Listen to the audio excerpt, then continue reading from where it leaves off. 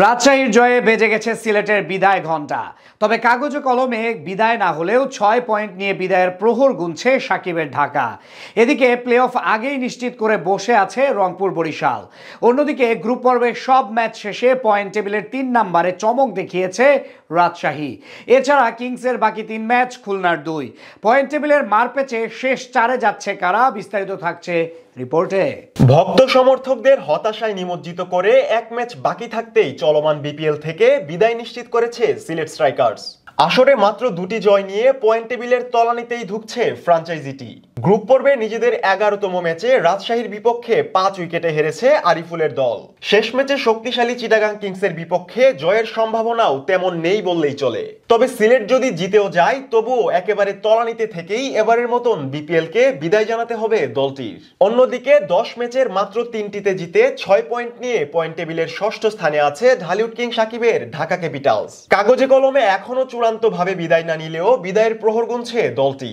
সামনের 2 ম্যাচে প্রতিপক্ষ শক্তিশালী ফরচুন বরিশাল ও পয়েন্ট টেবিলের 5-এ থাকা মিরাজের খুলনা টাইগার্স। তাই 2 ম্যাচের 2টিতেই জয় পেলে 10 পয়েন্ট নিয়ে কিঞ্চিত বেঁচে থাকতে পারে প্লে অফের আশা।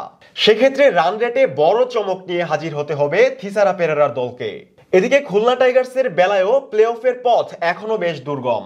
10 ম্যাচ শেষে 8 পয়েন্ট নিয়ে পয়েন্ট টেবিলের 5-এ আছে বাঘেরবাড়ির বাসিন্দারা। গেল দিন ফরচুন বরিশালের কাছে 5 উইকেটে হেরেছে মিরাজের দল। সামনে বাকি আরো 2টি ম্যাচ, যেখানে প্রতিপক্ষ শক্তিশালী রংপুর এবং সাকিবের ঢাকা।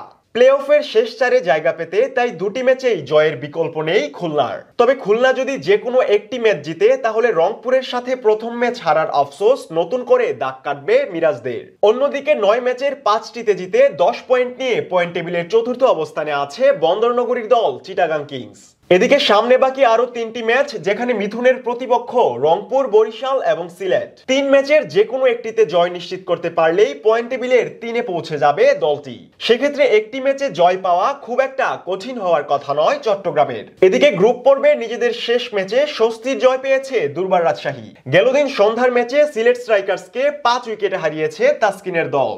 এই জয়ে প্লে অফের দৌড়ে আরেক ধাপ এগিয়েছে রাজশাহী। গ্রুপ পর্বের 12 ম্যাচ শেষে 12 পয়েন্ট নিয়ে পয়েন্ট টেবিলের 3 নম্বরে পৌঁছে গেছে দলটি। তাই মিরাজের খুলনা যদি 2 ম্যাচের 2টিতেই জয়ের দেখা না পায়, তাহলে শেষ 4-এ নিশ্চিতভাবেই থাকছে তাসকিনের দল। অন্যদিকে প্লে অফের কঠিন সমীকরণ আগেই জয় করে ফেলেছে গ্লোবাল জয়ী রংপুর রাইডার্স ও ডিফেন্ডিং চ্যাম্পিয়ন ফরচুন বরিশাল। সমান সংখ্যক ম্যাচ খেলে সমান সমান জয় নিয়ে রান রেটে রংপুরের পিছনেই থাকছে তামিমের বরিশাল। পয়েন্ট টেবিলের মারপ্যাচে তাই শেষ 4-এর দৌড়ে বাকি 2 দল আপাতত রাজশাহী এবং চিটাগাং হওয়ার সম্ভাবনাই সবচেয়ে জোরালো।